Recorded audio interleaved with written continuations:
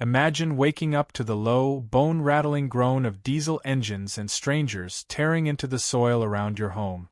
A 6-foot-deep trench slowly surrounds you like a medieval siege. No warning, no permit, no way out. This is the real story of how a ruthless HOA tried to trap a homeowner on his own land, and how hidden cameras turned the tables. Friendly subscribe request. Before we dive into this unbelievable case, if you love real-life property battles and HOA drama caught on camera, make sure to subscribe and turn on notifications so you never miss the next shocking story. Narration begins. For more than 3 decades the land had been mine. 12 acres of stubborn Oklahoma soil, a modest ranch-style house rebuilt after storms, a wraparound porch overlooking fields of cottonwoods and deer trails. My father had taught me to fix engines and mend fences here. Every nail, every post carried a memory. The property wasn't fancy, but it was self-reliant. A deep private well, solar panels I'd installed piece by piece, and a workshop more like a command center than a shed. In a world obsessed with subdivisions and identical mailboxes, this was my refuge. That peace began to fracture 4 years earlier when developers rolled in with blueprints and glossy brochures promising a modern unified community experience. What they built instead was Sunny Hollow, boxy prefab houses squeezed onto quarter-acre plots with a perimeter fence that butted right up to my western boundary. At first I assumed it would stop there. It didn't. 2 months before the siege, a crisp white envelope arrived in my mailbox. No return address, just embossed initials, SHA. Sunny Hollow Homeowners Association. Inside was a typed offer to buy my land for community expansion, claiming fair compensation. I tossed it into the fire pit. 2 weeks later came another letter, same initials, but with a highlighted number, $600,000. To someone else it might have seemed generous. To me it was laughable. This land wasn't for sale. The pressure campaign escalated. HOA survey crews began appearing at the fence line with clipboards and measuring tapes, muttering about improvements. A spotless white SUV rolled up one afternoon and out stepped a pastel-clad HOA president radiating rehearsed smiles. She spoke of shared values and cohesive residential harmony. I stood firm. This was my bigger picture. She left a business card on my fence post like a claim stake, but drove away with the same deliberate slowness she'd arrived. Days passed. Then the surveillance began. Unmarked sedans parked for hours at the HOA edge, men in vests walking the perimeter, waving vaguely about drainage. The air felt charged, like the moment before a thunderstorm. And then came the morning that sound ripped me from sleep. Diesel engines idling too close, the clank of a backhoe arm slamming into earth. I stepped outside barefoot in boots and saw dust clouds rising from machinery that had no business being there. 1 bulldozer, 2 backhoes, and a dump truck lined along my western fence. Men in hard hats moved like they were on a military schedule. And in the center of it all, wearing a reflective vest over her designer scarf, stood the HOA president herself, directing the operation as though it were a neighborhood picnic.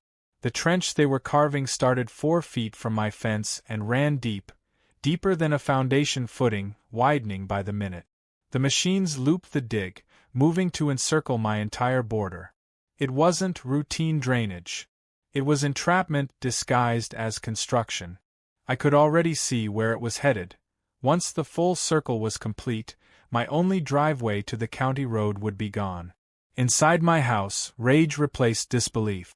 I called the sheriff's department, but the dispatcher treated it as a civil issue. A young deputy arrived, nodded a lot, and said he'd have to verify with the county. Meanwhile, the machines kept digging, and the HOA president smirked behind him, clipboard in hand like a victory flag. By nightfall the ditch ran like a scar along my property, 5 feet wide and deeper than I could measure. They parked a dump truck across my remaining exit, blocking deliveries, rerouting my mail to a distant drop box, and cutting off trash pickup. By Friday it wasn't just a trench. It was a moat. And inside it me. What the HOA didn't know was that I'd been preparing for years. Hidden cameras, motion-triggered, solar-powered trail cams disguised inside fence posts, birdhouses, even a garden gnome, synced to a private cloud server buried under my shed. Paranoid? Maybe. But growing up with tornadoes, copper thieves, and meth heads taught me that preparation beats regret. Those cameras would soon become my bridge to the outside world. The trench widened overnight like an open wound cut into the soil. By dawn the sound of metal treads grinding over gravel had become a constant background hum. What had started as a line of earth now resembled a moat, 6 feet deep, 5 feet wide, and looping closer to a full circle with each pass of the machinery. The only gap left was the narrow driveway to the county road, and even that was now shadowed by bright survey stakes and fresh tire ruts. Every signal pointed to one goal: isolation. Inside the house, the hidden cameras worked without rest. Each motion trigger brought a new file to the private cloud, workers laughing as they dragged survey flags past the fence line, heavy equipment edging into property markers that had been in place since my father's day, and the HOA president herself gesturing toward the well pump, her expression hard beneath the pastel clothes. Time stamps, GPS data, original property markers, all visible in frame. Evidence was no longer anecdotal. It was visual, irrefutable, and stored off-site where no one could touch it. Outside, the siege took on the rhythms of a long campaign. Deliveries stopped arriving. The mail was rerouted. The trash company called to say it could no longer access the bins. I was effectively landlocked, cut off from services, hemmed in by earth and gravel. The HOA called it soil reinforcement. To me it felt like a slow-motion eviction without a court order. The cameras revealed even more than the naked eye. Infrared footage showed late-night visits by unmarked trucks. Workers in reflective vests hauled fencing panels and orange mesh toward the well path. At dawn I found the entire route to the pump blocked by temporary barriers and laminated signs declaring a restricted zone under community review. No county office had issued those notices. When I called the Water Board and Health Department, both denied any approved work in the area. The barriers weren't infrastructure, they were a tactic. Meanwhile, the HOA spun its own version of events on social media.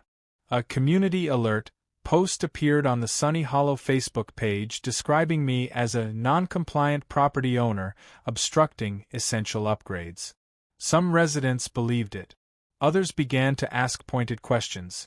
Was my land even inside the HOA? How was trenching a neighbor's property legal? The post gathered comments like dry leaves, some defending the board, many expressing unease at the medieval optics of digging a moat around a private home. I fed the fire quietly, methodically. Each morning a new clip went public. Trucks blocking the driveway, survey flags moved in the night, the HOA president strolling the edge of the trench like a commander surveying siege lines.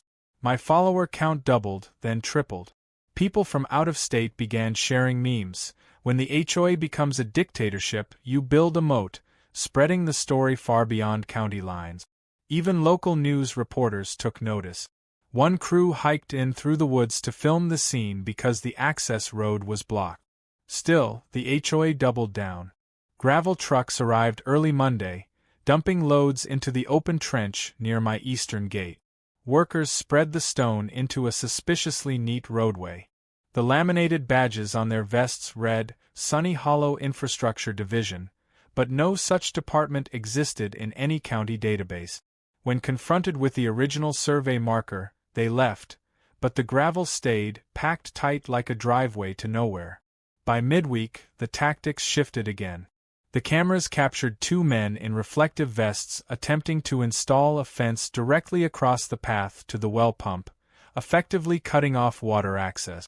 They claimed to be securing a hazard zone, but left when filmed. I uploaded that footage too, captioned, "They just blocked my water." The clip went viral overnight.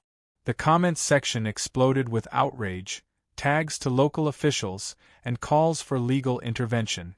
Behind the scenes, I compiled everything into a master file: videos, stills, maps, timestamp.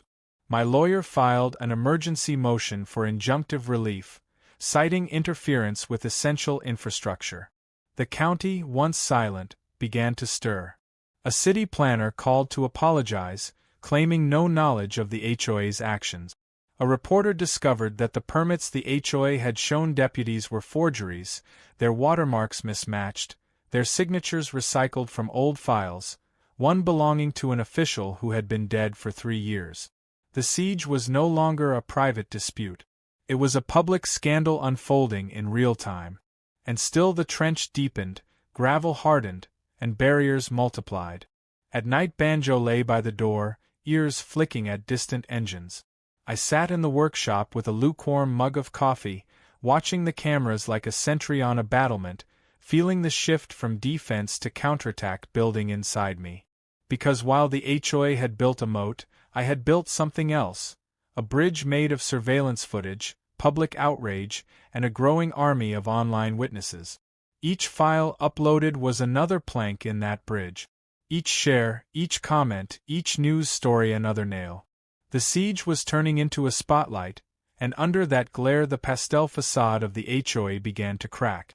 The third week of the siege began not with diesel engines at dawn but with low voices in the dark. Banjo's growl woke me first, a deep, steady rumble he reserved for raccoons or very bad ideas. Outside the window flashlights bobbed like fireflies. The cameras captured everything. 2 men in matching HOA security windbreakers unloading concrete blocks from the back of a pickup truck. They weren't patching a hazard. They were filling in the last opening I had cut for supplies, plugging the only narrow path through the trench that still connected me to the outside world. From the porch, the footage looked like something out of a crime drama. Cinder blocks thudding into the moat. Spray-painted markings on each one, codes or batch numbers, glowing under the flashlights. And standing back from it all, silent but unmistakable, the HOA president herself. No clipboard this time, no scarf, just a windbreaker and folded arms, watching as the path was sealed. Her posture wasn't managerial, it was predatory. She had moved from polite pressure to open provocation. Inside, the hidden cameras captured the scene from multiple angles. Overhead shots from a motion-triggered drone, fence post trail cams with infrared, and a porch sensor recording sound. Time stamps locked in every movement. I clipped the files, logged the details, and sent the first batch to my lawyer before dawn. Evidence had turned from slow trickle to flood. But evidence didn't stop the siege. The next night the pickup truck came again, same time, same creeping diesel engine. By then I had stopped sleeping. The porch light stayed off. Banjo lay coiled by the door like a spring. The cameras rolled while I sat in the dark, hands wrapped around a cooling mug, waiting for the inevitable. At 2:43 a.m. the sound came, engine downshifting, tailgate slamming open, boots on gravel. 2 men lifted more blocks, moving toward the trench. Behind them, in the pale beam of a flashlight, the HOA president shifted her weight and raised a hand. Even through the grainy night vision the nod was clear. Continue. This was no longer about property lines or drainage. It was about pressure, intimidation, and control. The moat had become a wall. The wall was becoming a trap. With every block dropped, the escape narrowed. It was the final stage of the siege, and she was watching it like a chess player closing a checkmate. Yet even in that moment, the cameras kept rolling. Each frame another nail in the coffin of her story. Each time stamp another piece of leverage. By morning my lawyer had filed an emergency motion, citing not just unlawful encroachment but criminal trespass and sabotage of essential infrastructure. The county could no longer dismiss it as a civil dispute. The footage was too stark, the tactics too obvious, the public too outraged. But the legal process moved slowly. The trench and blocks moved fast. The day after the midnight delivery, I walked the perimeter to find my last access point reduced to a jagged gap between gravel and concrete, just wide enough for a dog but not a vehicle. Deliveries were impossible. Water barrels had to be hauled by hand. The HOA had managed, without a single court order, to cage a homeowner on his own land. Online, the story had gone from curiosity to wildfire. The clip of the midnight block drop spread across social media. Memes depicted the HOA as pastel-clad medieval warlords building a siege moat. News anchors debated property rights versus HOA powers. Local officials began distancing themselves from Sunny Hollow, issuing statements of deep concern about unverified construction activities. The pastel facade cracked further. I sat in the workshop that night surrounded by screens, footage looping like a security control room. Banjo's head rested on my boot. Outrage had long since replaced fear. There was a fine line between patience and provocation, and it had been crossed in steel-toed boots. Every clip I uploaded tightened the noose, not around me, but around the narrative the HOA had tried to spin. By the fourth week the siege had stopped feeling temporary. Gravel hardened under sun and frost into a pale ring of stone.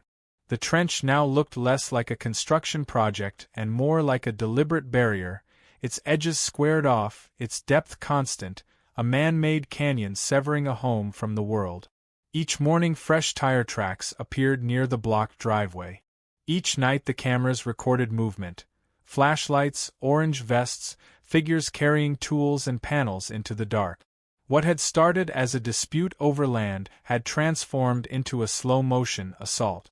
Water access had been narrowed to a hand-carried trickle. Deliveries were impossible. Official mail bounced to distant drop boxes. Even friends hesitated to approach, intimidated by construction zone signs strung with plastic tape. Out on the Sunny Hollow Facebook page the HOA continued its story, non-compliant property owner obstructing upgrades, but the narrative no longer held. Screenshots of the midnight block drops and the hidden camera footage were circulating far beyond the county. Local news had run a segment showing the trench with ominous music. Commentators called it medieval and a siege in suburbia. The pastel-clad HOA president had become an unlikely villain in a national meme war. Inside the house, the atmosphere shifted from siege to sentry duty. The workshop became a command post. Screens displayed live feeds from trail cams hidden in fence posts, under eaves, inside the garden gnome. Infrared overlays tracked movement. Each file was clipped, tagged, and uploaded to off-site storage. Legal motions were in play. The county had begun to investigate forged permits and misused HOA funds. But the trench remained. And every night the engines returned. By the end of the month patience gave way to resolve. The hidden cameras had done their job, the world was watching. The emergency injunction was being drafted. But on the ground, at 2:43 in the morning, no judge stood between a man and the people dropping concrete blocks into his only exit. The next time they came would not be just another clip uploaded to social media. It would be a line drawn in real time. That night the porch light stayed dark. The rifle hung legal and loaded, slung over one shoulder but pointed at no one. Banjo lay coiled at the door, ears forward, muscles taut. In the distance an engine downshifted, tires crunching over gravel. Tailgate slammed. Boots hit dirt. Two men lifted blocks, moving toward the trench. Farther back, the HOA president shifted her weight, arms folded, eyes fixed on the house. She had watched the siege tighten. Now she was watching the trap close. But what the cameras captured next was not another act of sabotage. It was the pivot point. The moment the homeowner stepped out of the shadows, calm, visible, and unflinching. He did not raise the weapon. He did not shout. He simply stated the facts of property and law, his voice carrying across the trench while the cameras rolled. In that still, tense minute the momentum shifted. The block carriers hesitated, exchanged glances, set their cargo down gently, and backed away. Even through the grainy night vision the HOA president's face changed, smugness dissolving into a brittle mask as she realized the scene was being recorded from multiple angles. The weapon remained lowered, and the words were measured. Minutes later headlights cut through the dark from the county road, sheriff's deputies arriving fast this time, older, serious, wedding rings glinting in the beams. Statements were taken. Footage was handed over. The HOA president refused to speak without counsel. The deputies left with evidence not of a civil disagreement but of a criminal trespass caught on camera from every angle. For the first time since the trench began, the siege faltered. The morning after the midnight confrontation, the land felt different. The trench was still there, raw and open like a wound, but the atmosphere had shifted. Where the night before had been encirclement, now there was exposure. The cameras had captured everything. The deputies had taken copies of the files. The HOA president had left in silence, her SUV rolling away without headlights like a retreating army. In the workshop, screens flickered with a new kind of footage, news segments spliced from the clips I had released. Anchors recapped the story over ominous B-roll of bulldozers and trench lines. Headlines scrolled. HOA surrounds home with trench, hidden cameras reveal alleged property sabotage. Memes still spread, but now they carried links to actual county records and forged permit. Commentators no longer debated if the trench existed. They debated how long it would take for legal action to hit. The emergency motion filed by my lawyer moved faster than expected. The evidence package was too detailed to ignore. Original survey maps, time-stamped videos, screenshots of forged permits, and budget spreadsheets showing HOA funds funneled to private contractors. Even before a judge saw the file, local officials began distancing themselves. A city planner called to apologize. A county trustee publicly stated no authorization had been given for excavation on my boundary. Out on the ground, the siege lines began to sag. Workers who once moved with military precision now lingered, waiting for instructions that never came. The gravel remained, but the dump trucks stopped arriving. The trench was still open, but new stakes didn't appear. The HOA's Facebook posts grew defensive, then erratic, warning of selectively edited footage and outside interference. Residents, once silent, started commenting openly. Why are we paying for this? Wasn't that land never part of the HOA? Are these even legal permits? Inside the house I kept filming. Nothing flashy, just steady documentation. Fence panels left half-assembled, backhoes idle, the well path still blocked by temporary barriers. Each clip went online. Each clip gained traction. My subscriber count surged past numbers I'd never imagined. Reporters left voicemails. Podcasters wanted interviews. One local news crew hiked in through the woods to film the trench firsthand, narrating under the shade of a pecan tree while banjo trotted along the fence line. But the most important development wasn't social media, it was legal. The county registrar confirmed what we had suspected. The permits the HOA had shown deputies were not just outdated, they were forgeries. One signature belonged to a man who had been dead 3 years. Budget records indicated thousands of dollars of HOA dues spent on private security, construction equipment, and even personal landscaping at the HOA president's own home. The siege, once an act of intimidation, had become evidence of fraud. What had begun as a trench around a house had become a trap for the people who dug it. And yet the trench still circled my land, a daily reminder of how far the conflict had escalated. Gravel paths still cut across the boundary. Barriers still blocked the well. I could see the headlines and the legal filings, but from the porch it still felt like living in a besieged castle. Banjo slept with one ear raised. Each night I sat in the dark with coffee cooling beside me, watching the live feeds like a sentry, waiting for the next move. It came not in the form of another midnight incursion, but a summons. An emergency hearing set for the following week. The county had accepted our motion. A judge would decide whether to freeze all HOA activity, order the trench backfilled, and open a criminal investigation. For the first time in weeks, there was a date on the horizon, a chance for the siege to break not by force but by law. The hearing room smelled of old carpet, burnt coffee, and tension. After weeks of trenching and midnight block drops, everything had narrowed to this square of municipal space with flickering fluorescent lights. On one side, My lawyer, calm, composed, a binder thick as a cinder block resting on the table. On the other, the HOA president wrapped in a charcoal blazer that probably cost more than my truck, flanked by 2 attorneys with Bluetooth earpieces and rehearsed smiles. For a month the siege had played out in the dust and mud of my boundary lines.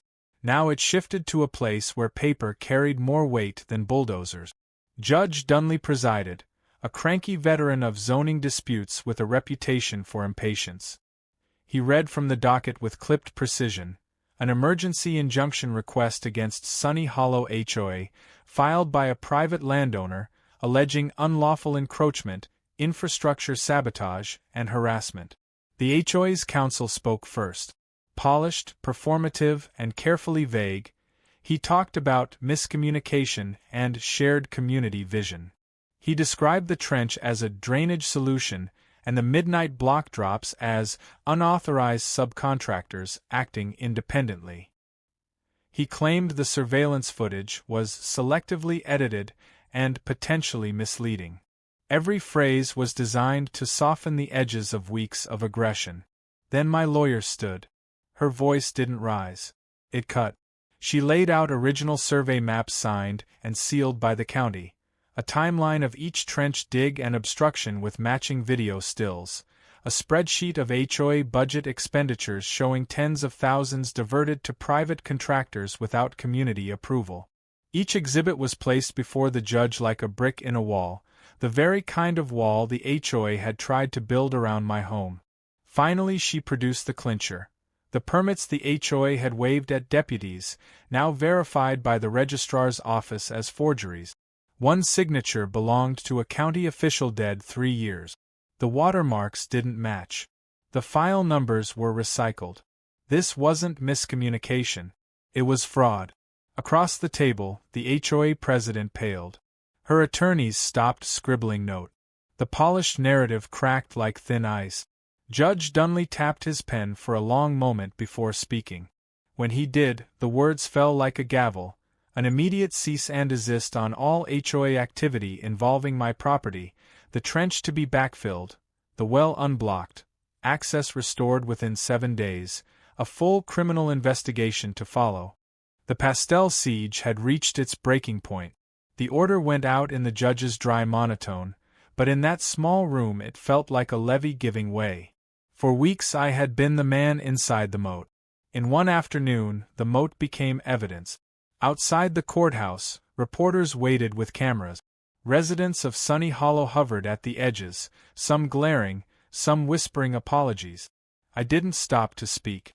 The fight wasn't over until the trench was gone, the barriers removed, and the well accessible. But the momentum had shifted. The county, the media, and the public were no longer watching me. They were watching the HOA. The ruling landed like a stone dropped into still water, rippling outward through Sunny Hollow faster than any press release could manage. Within 24 hours 3 HOA board members had resigned. One sent an anonymous email, "We were scared to speak out. Thank you." In a community built on whispers and yard signs, silence suddenly felt like a confession. The pastel empire cracked in public view. County deputies served warrants on the HOA offices. Boxes of files, laptops, and ledgers were carried out past rows of stunned homeowners clutching coffee mugs on their porches. Local news cameras captured everything. Anchors narrated over images of pastel blazers being hustled into unmarked sedans, equipment tagged with evidence stickers, and bank accounts frozen. Meanwhile, back at the edge of my land, the machinery began to move in reverse. Not the HOA's bulldozers this time, but county crews in clean uniforms with official logos. Flatbeds arrived to haul away the backhoes and dump trucks that had ringed my property for weeks. Where once engines roared, now diesel rattled in retreat. The siege was ending not with an explosion but with a slow, methodical dismantling. I watched from the porch as county trucks rumbled up, their orange lights cutting across the gray dawn. Banjo sat at my heel, head tilted, watching too. 4 weeks the trench had been a symbol of encirclement. Now it became a channel for backfill, each load of soil erasing another section of the moat. Gravel was scraped away. Stakes pulled up. The orange mesh barriers blocking the well path came down like tattered banners from a lost campaign. News reports filled the airwaves. Fraud, forgery, conspiracy to intimidate, unlawful construction. The charges stacked higher with each new discovery. The HOA president, once a pastel-clad commander at the trench line, now appeared in grainy mugshots on local broadcasts. Her name scrolled beneath headlines about HOA abuse of power and Trenchgate. The very tactics meant to isolate me had isolated her from her allies.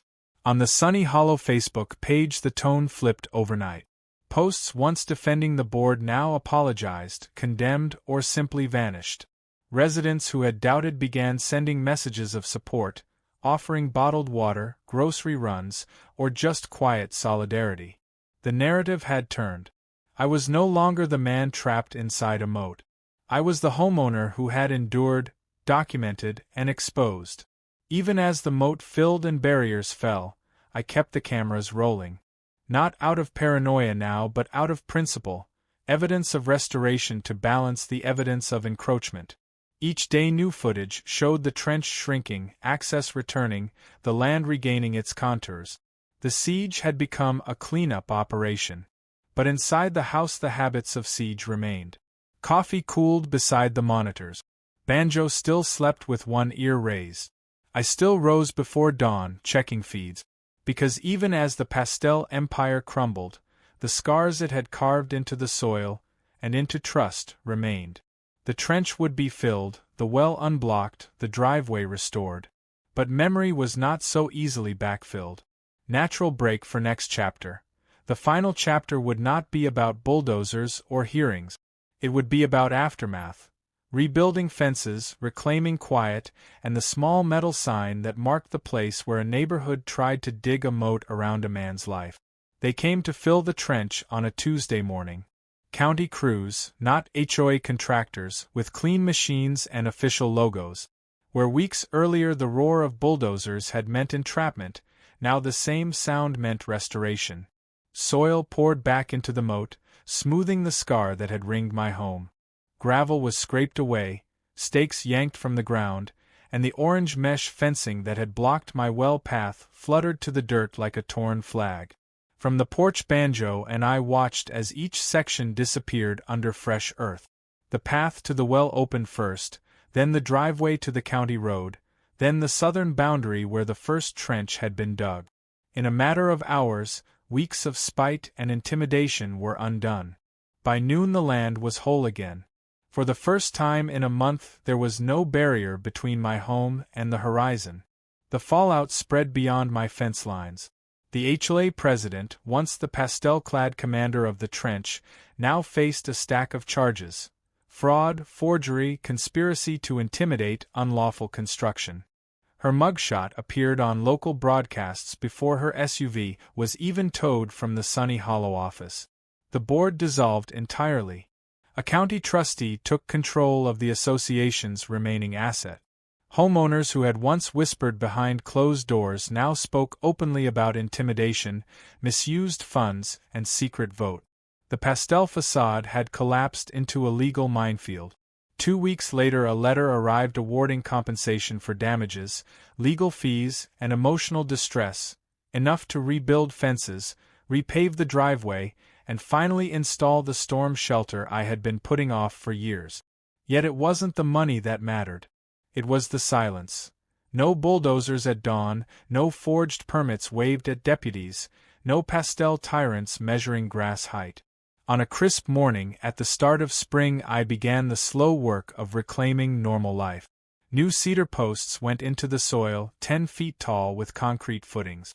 Boards rose between them, sturdy and clean. At the west side of the property I mounted a small metal plate, nothing flashy, just bold black letters on brushed steel. It wasn't a threat. It was a marker.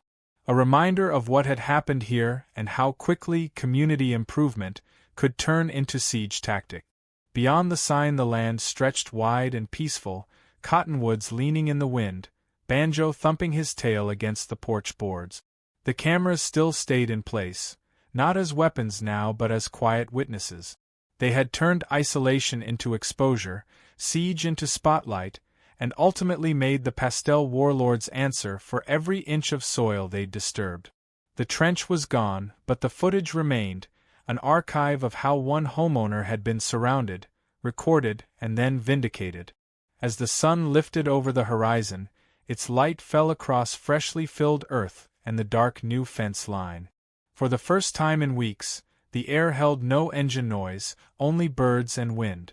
The siege was over. The home was mine again. And in a world of homeowner associations and hidden agendas, sometimes the only moat you need is preparation, patience, and a well-placed camera.